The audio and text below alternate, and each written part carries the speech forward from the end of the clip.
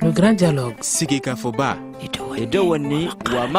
Le grand dialogue, l'émission de débat du studio Tamani sur votre radio. Chenibero. Halud Mauni. Cheniberi. Sigika Foba. Le grand dialogue. Le grand dialogue. Madame, Monsieur, bonsoir. Merci de nous recevoir chez vous. Nous sommes lundi 9 novembre 2015. Bienvenue donc à cette émission, une émission consacrée à la rentrée prochaine, à la rentrée universitaire prochaine au Mali. Nous ferons avec nos invités le bilan donc des réalisations, le fonctionnement donc de l'organisation même autour de l'université de Bamako, les perspectives pour la rentrée prochaine. Nous sommes avec trois experts, Samba Diallo, recteur de l'Université des sciences sociales et de gestion de Bamako, Adama Diamakita, recteur de l'Université des sciences techniques et technologiques donc de Bamako, et enfin professeur Ibrahim Kamara, professeur à l'Université donc de Bamako. Merci à vous messieurs pour votre disponibilité et bienvenue à ce grand dialogue. Je suis Famoussa Sidibé, Mamadou Ouattara est à la technique. Studio Tamani. La rentrée universitaire prochaine se prépare, mais elle est confrontée à de nombreuses difficultés en attendant l'ouverture du futur pôle de Kabbalah. Selon donc journaldumali.com, avec un effectif de 100 000 étudiants, les facultés sont surchargées et les enseignants débordés. Aujourd'hui, à quand peut-on estimer la date pour la rentrée prochaine? Samba Diallo, vous êtes recteur de l'Université des sciences sociales et de gestion de Bamako. Merci. Je voudrais profiter de votre micro pour dire un bonsoir amical à tous vos auditeurs. Vous exprimer aussi ma gratitude pour l'opportunité que vous m'offrez pour parler d'un sujet qui est une préoccupation pour tous les Maliens, qui devrait l'être. Et je pense qu'il l'est aussi. Et bien entendu, débattre la question. Parce que pendant longtemps, l'université a été considérée comme la chasse gardée d'une minorité, notamment les étudiants et leurs enseignants. Or, il faudrait que chacun se sente concerné. Voilà, se sente concerné. Vous me demandez pour à quand la rentrée universitaire prochaine. Je voudrais vous dire déjà que avec la scission intervenue en 2011 de l'université de Bamako en 4 entités au niveau de Bamako, plus 7 de Ségou, et l'autonomie dont bénéficient les universités, la rentrée n'est plus uniforme pour tout le monde. Moi, je suis à mesure de vous dire à l'instant T que dans mon université, la rentrée est effective à partir de ce matin. Parce qu'une de mes facultés, en l'occurrence la faculté des sciences économiques et de gestion, dont nous sommes énormément fiers, réalise chaque année ces 2 sessions et essaie de résorber aujourd'hui la crise que nous avons connue qui faisait que nous rentrions en décembre, en janvier. Aujourd'hui, effectivement, avec les 2e, 3e et 4e années, la faculté de sciences économiques et de gestion a repris les chemins de l'école. Donc la rentrée est effective à ce niveau. Elle ne saurait tarder pour les 2 autres composantes de notre université, à savoir la faculté d'histoire et de géographie. La 2e session est terminée. Les résultats vont être bientôt proclamés et les inscriptions seront effectives très rapidement afin que d'ici la fin de ce mois de novembre, que cette faculté reprenne également le chemin de l'université. Et enfin, nous avons l'Institut universitaire de gestion, l'UIG. Ils ont terminé avec l'année académique écoulée, mais ils sont dans le système LMD, ce qui différencie un peu cette structure des autres. Licence, master, doctorat, même si on ne fait pas encore le doctorat à ce niveau. Et donc, Je pense aussi que d'ici la fin de ce mois, ils vont reprendre. Ils ont terminé avec... les résultats même sont proclamés pour ce qui concerne le concours d'entrée en première année, parce que pour accéder à cette structure, il faut faire un concours d'entrée. Un concours d'entrée, ce qui a été fait, corriger depuis septembre. Depuis septembre, les résultats sont publiés. Donc bientôt, à ce niveau aussi, ils vont reprendre les cours. Je ne suis pas à mesure de vous dire la date exacte, mais d'ici la fin de ce mois, cette structure aussi va reprendre. Il reste enfin une dernière structure qui est l'Institut universitaire de développement territorial, qui est un institut qui n'est pas assez connu, qui reçoit très peu d'auditeurs. Nous avons en tout, pour tout, une centaine d'auditeurs, mais c'est au niveau des masters. Il y a une licence professionnelle, mais c'est surtout au niveau à quoi sont destinés ces étudiants? La plupart du temps, pour l'UIDT, ce sont des professionnels qui sont déjà en activité, qui vont parfaire leur formation. Voilà. D'accord.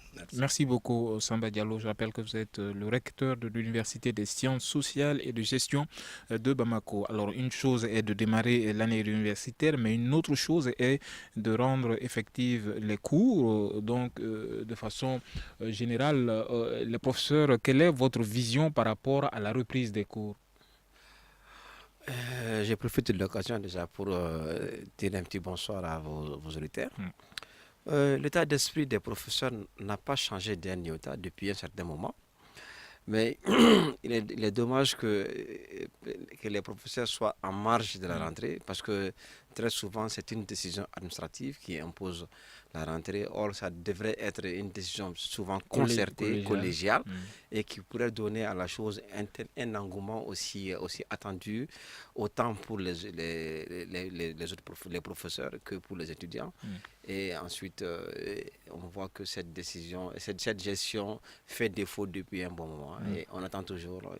Et j'espère qu'avec l'apport de M. Diallo, même si c'est vrai que je reconnais que la faculté des sciences économiques a fait d'énormes progrès. Et aujourd'hui, peut-être cité comme un exemple, mais il reste beaucoup à faire. Alors, un autre recteur en ligne avec nous, Adama Diamant Keita. Vous êtes recteur de l'Université des sciences techniques et technologiques de Bamako. Est-ce que vous êtes avec nous? Oui, M. Diallo, merci. J'entends parfaitement bien la communication. Je m'associe à mes deux prédécesseurs pour saluer vos auditeurs ainsi que tous les partenaires de l'université. La question que vous avez posée est une question très pertinente, qui est d'actualité, les difficultés liées à la rentrée. Alors, cela ne va pas sans que je fasse un peu de rappel historique, comme l'a dit le professeur Diallo. Après le démembrement de l'université de Bamako en 4 entités,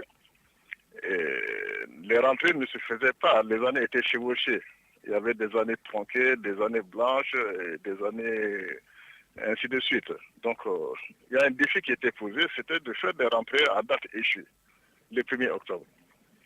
Donc, progressivement, je pense que nous avons pu éponger petit à petit ce retard-là, avec la prévision que la rentrée va être effective le 1er octobre 2016. Donc, nous étions dans ce schéma-là. Alors, entre-temps, il y a effectivement quelques difficultés qui sont parvenues pour faire que la rentrée de cette année va se faire dans des conditions particulières. Ces conditions particulières, c'est les changements, afin de faire en sorte que la nouvelle technologie puisse aider à faire les pré-inscriptions. Donc nous sommes dans cette logique de pré-inscription qui fait qu'à la date d'aujourd'hui, les étudiants sont en train de se mettre petit à petit à niveau pour se faire inscrire physiquement. Donc à la date d'aujourd'hui, il y a un certain nombre de pourcentages d'étudiants qui sont physiquement inscrits, notamment au niveau de la faculté des sciences et techniques à Badlavgo. Nous enregistrons un taux de plus de 50% d'inscrits. Et au niveau de la faculté de médecine, il y a un total de 500 inscrits. Et l'Institut des sciences appliquées, qui est la troisième structure de l'Université des sciences techniques et technologies, à 92 étudiants inscrits. Alors, la question majeure, c'est est-ce que ces inscrits-là seront prêts pour la rentrée prochaine? Et si oui, quand est-ce que votre université va devoir mettre cela en place? Alors, donc, comme je disais tout à l'heure, la rentrée, il faut différencier deux niveaux. La rentrée académique et la rentrée pédagogique. Je pense que pédagogiquement, déjà des cours ont commencé à l'Institut des sciences appliquées depuis le 1er novembre et le 1er octobre, disons. Donc, la faculté des sciences s'achemine également vers l'effectivité des cours vers le 15 novembre. Et quant à la faculté de pharmacie et celle de médecine, ils ont bouclé tout à l'heure leur examen de deuxième session et on est dans les corrections. Alors, ces corrections vont terminer certainement vers fin novembre et début décembre, et aussi ils vont commencer les cours. Donc, si je ne m'abuse, le chevauchement de l'année est constaté donc à votre niveau? Le chevauchement de l'année continue à tous les niveaux, parce que si on prend le fait que le point de départ est le 1er octobre, alors on est dans les chevauchements. Maintenant, quel est l'impératif pour que l'année universitaire soit considérée comme valable? Il y a des critères qui ont été dégagés par l'UNESCO, c'est d'avoir 25 semaines. Alors, si des cours ont pu être étalés sur 25 semaines entières, l'année est considérée comme valable. Et avec le LMD, nous sommes surtout dans la semestrialisation. Et qu'un minimum de 12 semestres et 12 semaines par semestre est nécessaire pour valider le semestre. En temps normal, donc on va aller jusqu'à 14 semaines pour le semestre. D'accord. Alors, donc il n'y a pas de problème majeur à ce niveau. D'accord. Merci beaucoup, Adama Diamant Keita. Vous êtes recteur de l'Université des sciences techniques et technologiques de Bamako. Restez avec nous, car l'émission ne fait que commencer. Alors, nous allons observer une courte pause et nous nous retrouverons pour la suite de cette émission. Vous écoutez Studio Tamani. Votre avis nous intéresse. Écrivez vos commentaires et suggestions sur la page Facebook et dialoguez avec nous. Studio Tamani, c'est aussi les réseaux sociaux. Studio Tamani sur les réseaux sociaux, c'est notre page Facebook et notre compte Twitter. N'oubliez pas de faire un tour également sur notre site web www.studiotamani en un seul mot .org et faites-nous part de vos remarques et suggestions à notre adresse électronique contact au singulier @studiotamani en un seul mot .org. Alors, nous sommes sur la rentrée prochaine, la rentrée universitaire prochaine. Déjà à l'Université des sciences sociales et de gestion de Bamako. La rentrée est effective selon le recteur Samba Diallo qui l'a affirmé tout à l'heure et que cela est effectif donc depuis ce matin. Alors nous allons voir l'état des structures d'accueil aujourd'hui. Est-ce que l'État loue toujours des structures à des particuliers auprès de particuliers, M. Diallo? Oui. Avant de répondre à votre question, je voudrais quand même saluer ici, et M. Camara l'a souligné tantôt, l'engagement du corps professoral au niveau de mon université.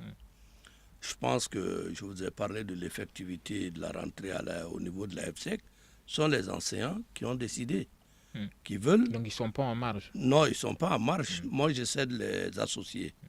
Du reste, dans l'Université des sciences sociales et de gestion, nous avons créé un cadre que nous appelons le cadre de concertation où nous essayons de faire un peu de prospective avec le syndicat, les enseignants, les étudiants, le syndicat des étudiants et l'administration pour voir quels sont les grands problèmes qui vont émailler notre année à venir.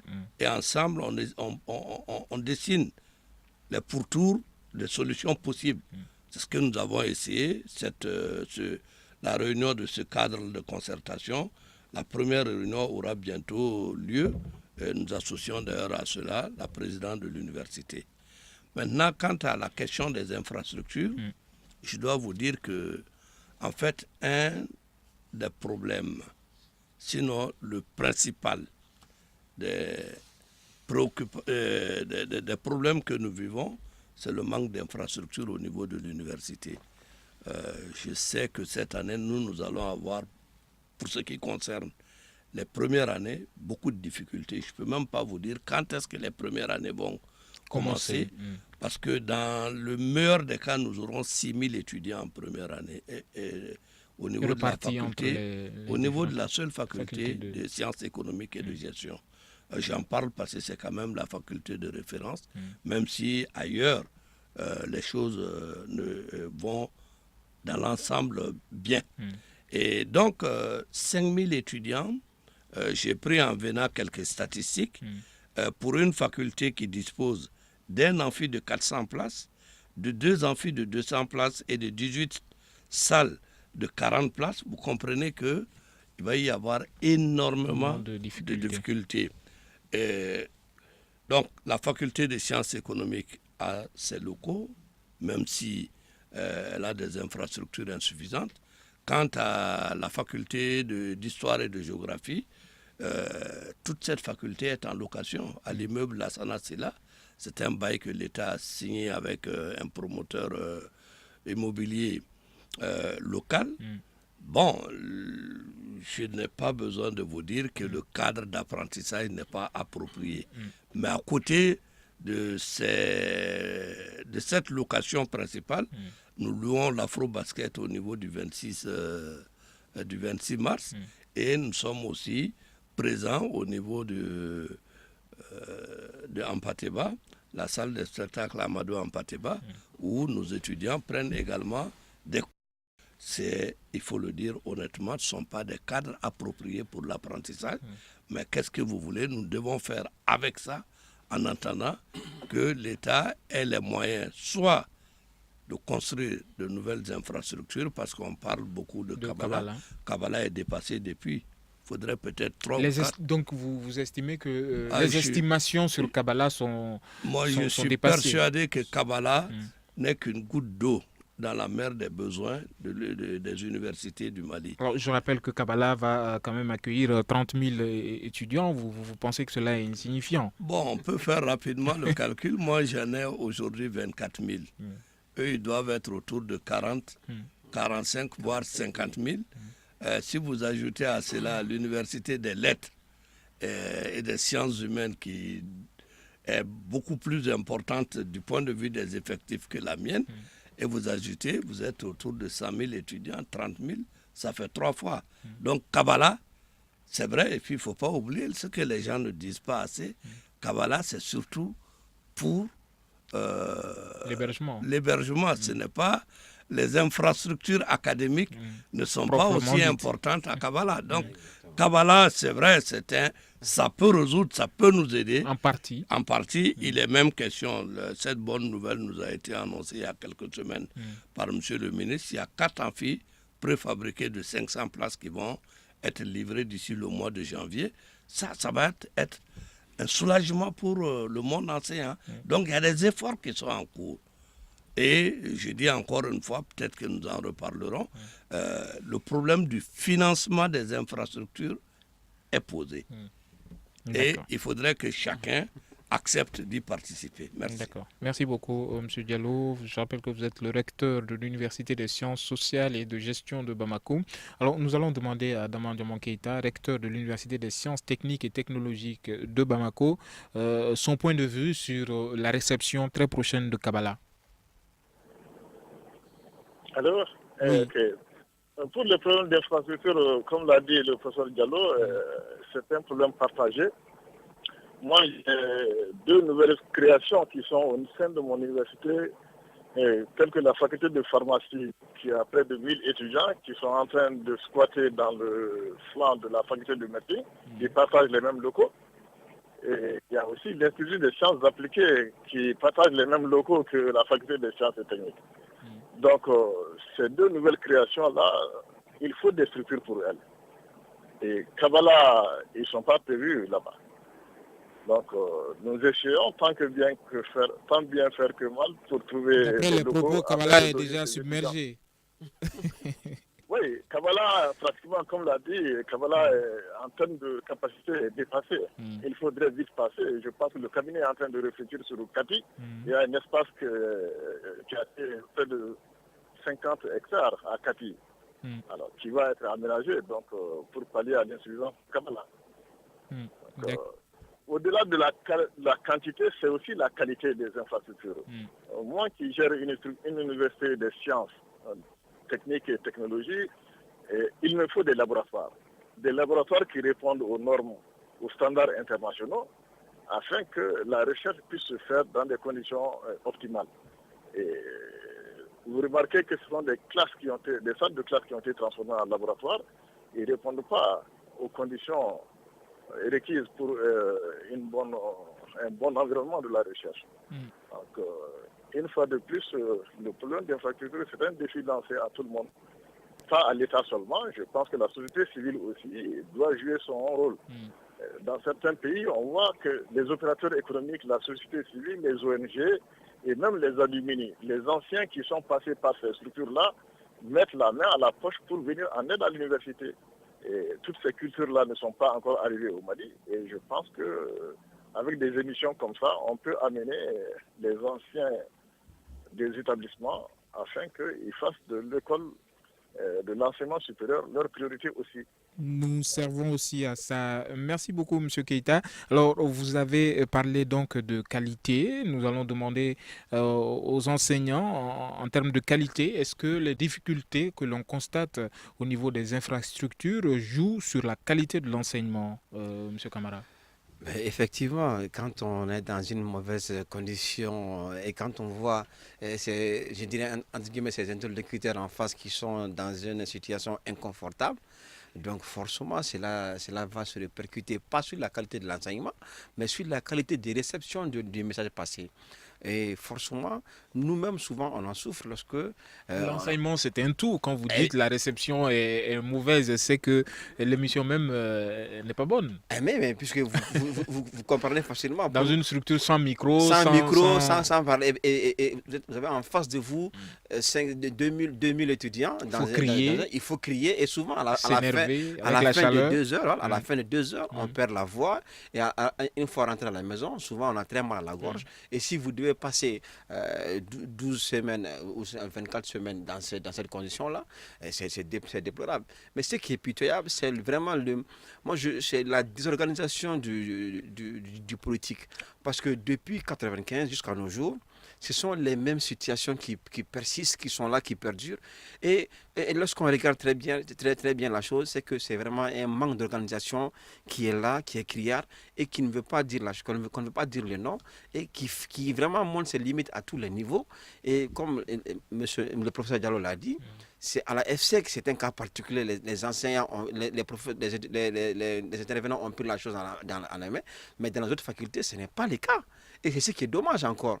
Et si vous regardez un peu pourquoi la FSEC va plus loin que les autres, c'est parce qu'il y a une certaine professionnalisation. Et c'est ce que le système LMD devrait ramener. Et on ne veut pas aller au bout de la réforme. C'est ça le problème du Mali. On commence une réforme, et on commence, à peine commencé, pip, on arrête. Et réciproquement, on a commencé l'université. On dit, oui, les années se chevauchent, il faut séparer les universités. On a créé ça marche toujours pas. Toujours pas. Et toujours les rentrées sont disparates. Mais par contre, on a des universités pilotes qui sont privées.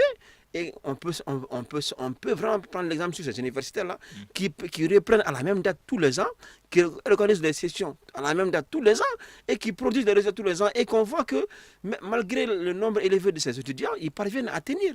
Mais je ne sais pas comment le gouvernement, l'université publique n'y parvient pas parce que nous, on a la chance d'intervenir sur les deux créneaux, autant public que privé, et je ne comprends pas. Et comme vient de le dire tout à l'heure M. Keïta au téléphone, c'est vrai, il serait bon de joindre les privés, mais dans ce cas, il faut changer les textes de l'université aujourd'hui.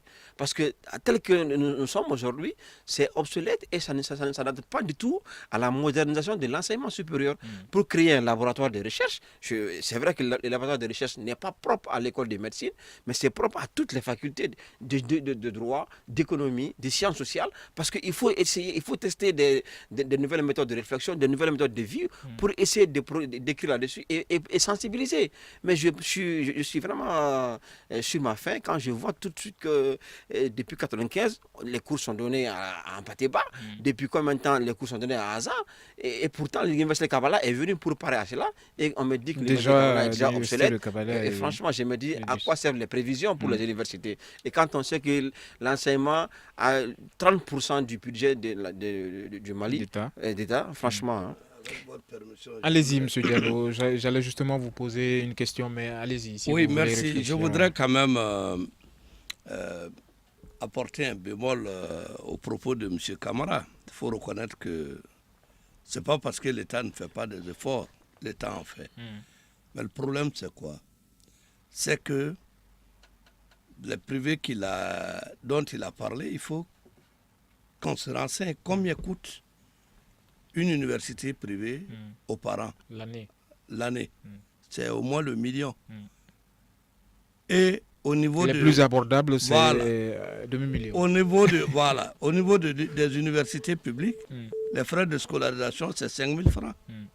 Alors, si vous prenez ça, c'est pourquoi j'ai dit tout à l'heure. Le public ne peut jamais... il faudrait qu'avec l'autonomie des universités, que l'on revoie, qu'on aille jusqu'à revoir les frais d'inscription. Dans les universités, je ne dis pas d'aller au million, mais il faudrait que les parents participent davantage à la formation. Pour se sentir concernés. Nous payons, chacun de nous paye pour le jardin d'enfants de son fils 100 000 francs par an. En moyenne. Et on n'est pas capable de payer la même somme pour son enfant à l'université au moment où celui-ci est détenteur en plus d'une bourse. Au moment où on le paye pour qu'il étudie, il ne paye que 5 000 francs pour sa formation. Quelle économie on peut former avec 5 000 francs?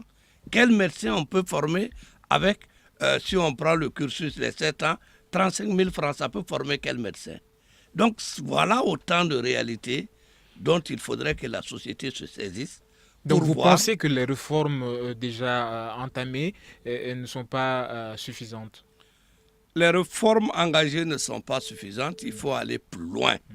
Et il faut être plus courageux dans les prises de décision. C'est ça, c'est mon point de vue. Parce qu'on fait semblant, je dis souvent aux étudiants, nous sommes dans une université du faire semblant. M. Camara l'a dit, je ne sais pas s'il enseigne dans la salle Bakaïna, mais la salle Bakaïna n'est pas appropriée, ce n'est pas un lieu d'apprentissage, c'est une salle de cinéma, mais que nous louons depuis la création de l'université. Il y a des problèmes. Il faut vraiment sortir de aller au fond des choses, et avoir le courage de dire aux parents, à la société, il faut qu'elle participe davantage à la formation de ses enfants. Sinon, ce n'est pas possible. Alors, on va tourner en rond. Merci beaucoup, M. Diallo. Alors, M. Keïta, M. Diallo parle de participation des parents dans cette affaire. Alors, selon vous, quelle peut être la part des parents dans cette affaire? On me fait signe que M. Keïta n'est pas en ligne. Nous allons observer une courte pause et nous tenterons de joindre M. Keïta pour son analyse. Une réaction? Un avis? Un commentaire? Réagissez sur la page Facebook de Studio Tamani et restez connectés avec nous. Studio Tamani sur les réseaux sociaux pour vous faire entendre. Studio Tamani sur les réseaux sociaux, notre page Facebook et notre compte Twitter pour vos réactions à ce que vous entendez au programme donc, de Studio Tamani. Alors, nous sommes en train de réfléchir aujourd'hui sur la prochaine rentrée universitaire pour cette année. Alors, on nous fait signe déjà au cours de cette émission que les 30 000 places pour les étudiants de Kabbalah, cette université de Kabbalah, les infrastructures de Kabbalah donc vont être submergées par les 100 000 étudiants aujourd'hui. L'estimation dans les universités de Bamako, c'est plus de 100 000 étudiants pour peu d'infrastructures. Toute chose qui dégrade considérablement la qualité donc, de l'enseignement. Alors, est-ce que M. Keïta est en ligne? Toujours pas. Alors, M. Camara, je me tourne vers vous. Aujourd'hui, on parle peu de la formation continue des enseignants. Est-ce que cela est pris en compte par l'État? À ma connaissance, non, mais je pense qu'à un moment donné, c'est les professeurs qui doivent prendre eux-mêmes en charge, souvent, moi je le dis à vos collègues, souvent leur propre formation, de se mettre à jour, de suivre le logiciel, de mettre à jour les logiciels de formation, afin de donner aux étudiants des connaissances toutes fraîches. Mais j'aimerais quand même revenir un tout petit peu, pas sur les propos du professeur Samba et du professeur Diallo, mais moi je pense que je n'ai pas dit que le gouvernement ne fait pas d'efforts, mais j'ai dit que c'est un problème d'organisation au niveau de l'enseignement supérieur surtout. Alors vous pensez qu'avec un peu d'organisation, on peut venir à bout de beaucoup de difficultés? Oui, on n'a pas besoin, il n'y a pas besoin que les parents payent plus les frais d'inscription. Non, s'il n'y a pas lieu, il suffit juste de mettre une petite forme d'organisation. Je pense que ça pourrait aller mieux. Quel genre d'organisation? Alors déjà, il faut changer l'administration. Il faut changer la forme administrative telle qu'elle est. Elle est comment et comment vous la voyez? Je ne vais pas quand même me mettre en porte-à-faux avec mes collègues. Ah non, il faut le faire. Mais comprenez très bien que si cela apporte aujourd'hui, je fais juste un parallèle. Du sang neuf à l'organisation, c'est utile. Mais ils le savent. Et tout le monde sait qu'aujourd'hui, la forme administrative telle qu'elle est pose problème. Et pourquoi on a voulu mettre en place l'inscription en ligne, même si ça ne marche pas? C'est une volonté qui est là pour parer à certaines difficultés, mais qui, je pense qu'au-delà, il faut des mesures courageuses et aller en face des problèmes, dire ce qui se passe et modifier et changer. Aujourd'hui, l'université a besoin de nouveaux textes, l'université a besoin de nouvelles organisations, surtout au niveau de la structuration, pas d'augmenter les frais d'inscription ou autres. Et quant à la formation continue. M. Diallo a également parlé de la participation des parents. Ce n'est pas que financière, mais également une forme d'implication. Oui, mais vous savez, aujourd'hui, ce n'est pas au supérieur que les parents vont s'impliquer pour suivre les enfants. Moi, je pense que la participation des parents doit être demandée à un niveau beaucoup plus bas déjà. Et parce qu'à un moment donné, arriver au niveau supérieur, ce n'est plus une question d'éducation, mais c'est une question de formation pour faire face à la vie. Donc moi, je pense qu'il faut être clair, et c'est une question de philosophie. Il faudrait savoir que, je veux bien, je ne sais pas qu'est-ce que le professeur Diallo a dit par rapport à l'implication. Mais si elle est financière seulement, moi je ne suis pas pour, je ne partage pas cette implication. Mais peut-être que si elle est encore... Dans le cadre du suivi. Dans le cadre du suivi, peut-être oui, mais bon, après c'est vrai que c'est différent parce que les spécialités sont différentes. Les parents ne connaissent pas aujourd'hui les nouveaux modules qui existent sur la plateforme scientifique universitaire. D'accord, ok. Alors, je sens que M. Diallo a beaucoup de choses à dire, mais je vais poser cette question pour qu'il commence sa réflexion. Alors, M. Diallo, on parle beaucoup également de l'université de Ségou. Aujourd'hui, où est-ce que l'État en est avec sa délocalisation des universités? Bon, merci. Ségou est une université qui a quand même ses 5 ans, ça commence à 4 à 5 ans, commence à sa maturation. Mais Ségou est confronté au même problème que nous. Il n'y a pas d'infrastructure, il n'y a pas d'enseignants. Les infrastructures prévoyaient 1200, aujourd'hui il y a presque... L'université en est à 1500. Ils en sont à louer Tchentriba, Dante et autres à Ségou comme à Bamako. Mais je voudrais dire ici à M. Camara, vous savez, je suis parent d'élèves. Avant d'être recteur. Avant d'être recteur. Mes enfants sont à l'université. J'ai conscience aussi de la faiblesse des revenus des parents. Mais comme on dit bien chez nous, rien ne peut résoudre le problème de l'argent sans l'argent. Je vais lui prendre juste 2 petits exemples. Ça fait 2 ans que je me bats, moi, au niveau du BSI, le budget spécial d'investissement, pour construire, parce que qui parle de LMD, etc., parle d'abord d'infrastructures, de centres de documentation. Il n'y en a pas. J'ai soumis 2 ans durant la construction d'une bibliothèque à 200 millions de francs CFA. Ce n'est pas possible. Je ne peux pas l'avoir parce que, et je comprends, dans un pays où l'existence même est en cause, les priorités changent. Avec la crise du Nord et autres, l'État a d'autres priorités. C'est vrai, l'enseignement supérieur devrait être une priorité, mais L'éducation de façon générale. l'éducation de façon générale, Ça mais continue à être une priorité. ça puisque compte, voilà, l'éducation 30%, compte 30% voilà. du budget national. Mais je dis, Mm. au moment où la nation, l'existence de la nation est en jeu, chacun de nous doit faire un effort. Et les parents doivent faire un effort financier. Je précise bien, un effort financier. Aussi, Alors, où iront les participations des parents? mais si j'avais suffisamment, si je pouvais inscrire les gens à 20 000 francs, c'est sûr que j'aurais dégagé suffisamment de ressources pour pouvoir construire, Entreprendre autre chose. entreprendre autre chose. La Aujourd'hui, construction d'une bibliothèque. nous sommes par à exemple. quoi? Avec 5 000 francs. N'eût été la subvention de l'État, qu'est-ce que vous voulez faire avec 5 000 francs et Alors, à quoi servent ces 5 000 francs de frais d'inscription? Les 5 000 francs servent aux aspects pédagogiques. Vous payez la craie, vous payez... il y a un problème dans l'amphi, il faut... Les 5 000 francs sont vite partis, épuisés. Donc, il faudrait que nous Il y ait puissions... un ravitaillement voilà. autre que Si les ça frais ne vient d'inscription. pas de l'État, ça doit venir de quelque part. Sinon, si nous ne pouvons pas, nous avons tous élaboré, toutes les universités ont élaboré des plans stratégiques avec la prévision de construction de salles, etc. Mais tout le monde compte sur quoi? Sur l'État. Donc, Or, si je comprends bien, l'État a le d'autres budget de priorités. fonctionnement est un budget de survie aujourd'hui. C'est un budget de survie. Vous avez trouvé le mot.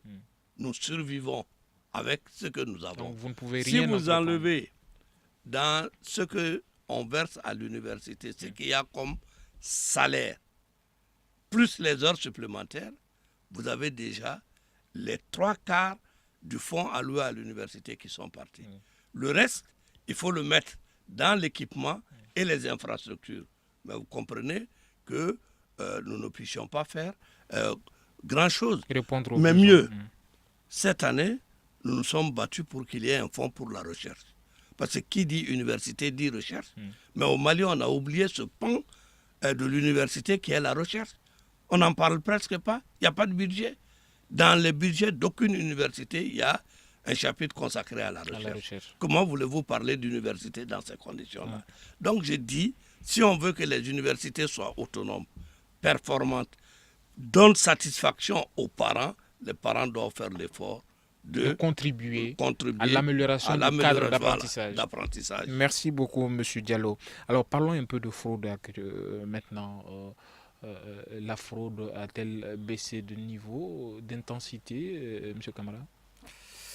Vous êtes enseignant. Je ne sais pas ce que vous voulez dire par la fraude en général, mais quand vous regardez un tout petit peu les statistiques, si vous parlez de fraude... Corruption. Corruption. Parlons de corruption. À l'université, c'est pour cela que j'ai dit qu'il faut changer de méthode de forme d'organisation. Je vais juste proposer au professeur Diallo tout de suite.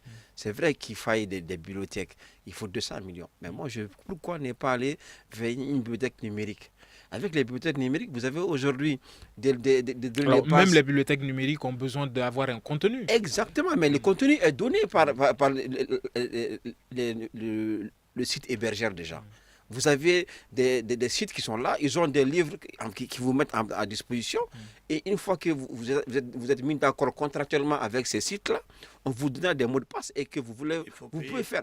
Oui, mais dans ce cas, c'est différent que de payer des livres physiquement et de les faire venir. Alors, parce que ces livres pose la difficulté d'un fonds souverain. Oui. Aujourd'hui, est-ce que vous êtes d'avis avec M. Diallo qu'il faut que les parents contribuent aujourd'hui à financer le cadre d'apprentissage? Moi, je ne suis pas d'avis. Moi, je dis qu'il faut organiser un peu l'enseignement.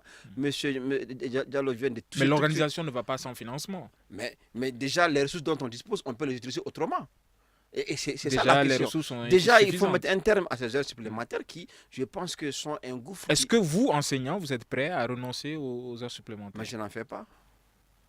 Je n'en fais pas, les heures supplémentaires. Mais si le besoin s'impose? Non, les besoins ne s'imposent pas, on crée le besoin. Et je suis désolé que le professeur Diallo cite souvent, dans certains cas, on peut se passer de ces heures supplémentaires-là. Et pour parler de la fraude, de la corruption dans l'enseignement supérieur, aujourd'hui, il y a un effort qui est là, il y a un effort qui est fait, notamment au niveau de la FDPRI, par la nouvelle équipe qui est là, qui essaie de de choses, mais nonobstant ces efforts-là, il y a encore mieux à faire si ces universités ne sont pas outillées, ne sont pas bien dotées de capacités, je dis bien des capacités humaines et technologiques pour cerner et maîtriser tout le parcours, tout le cycle administratif, pédagogique de l'université. Et c'est là le problème qui se pose aujourd'hui à l'université de Bamako, du Mali notamment.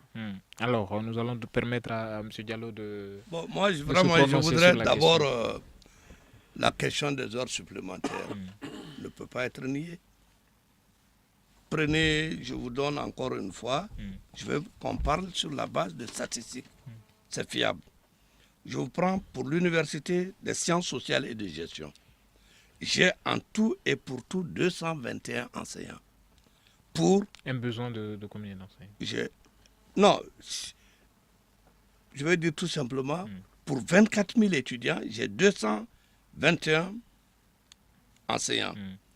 Si vous prenez la faculté des sciences économiques, ils ont 99 enseignants. La faculté d'histoire et de géographie, 62 enseignants. Vous n'avez pas de salle? Déjà, est-ce qu'ils sont en nombre suffisant? Non, du tout. Et la plupart de ces enseignants sont des enseignants de rang B. Et donc, normalement, dans une université normale, ce sont des gens qui sont dédiés au TP et au TD, mais pas les cours magistraux. Mais à l'AFC, vous avez un seul prof de rang A. Un seul. Un seul. Je vous ai dit tout à l'heure, il y a 44 salles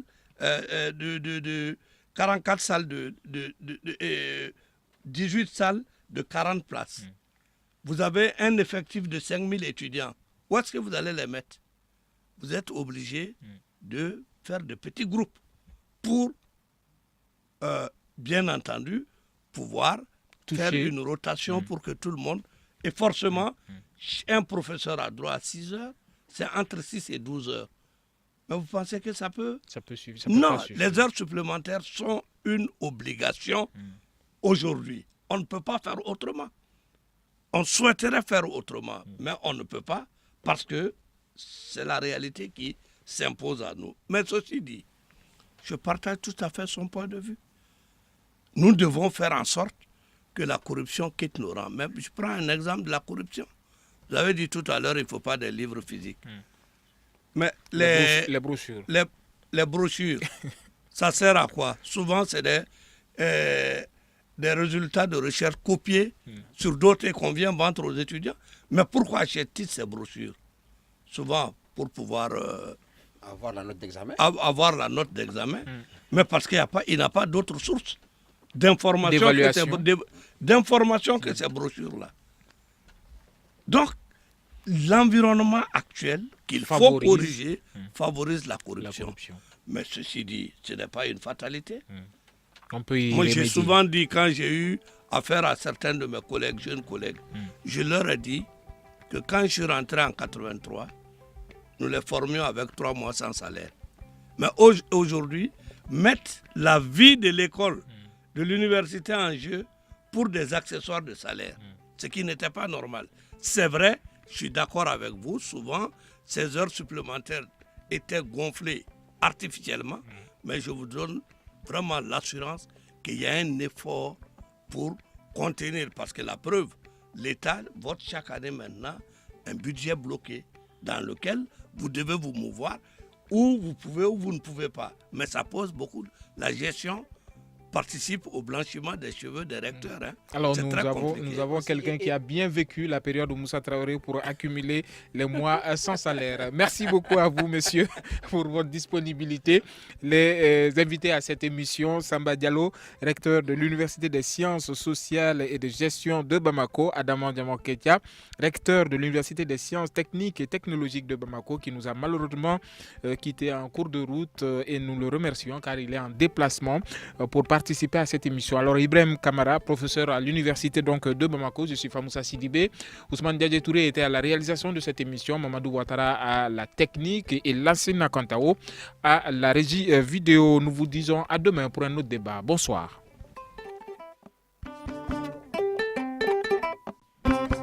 Le grand dialogue. Sigi Kafoba.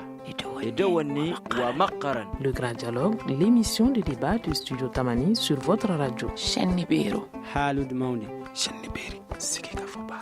Le Grand Dialogue. Le Grand Dialogue.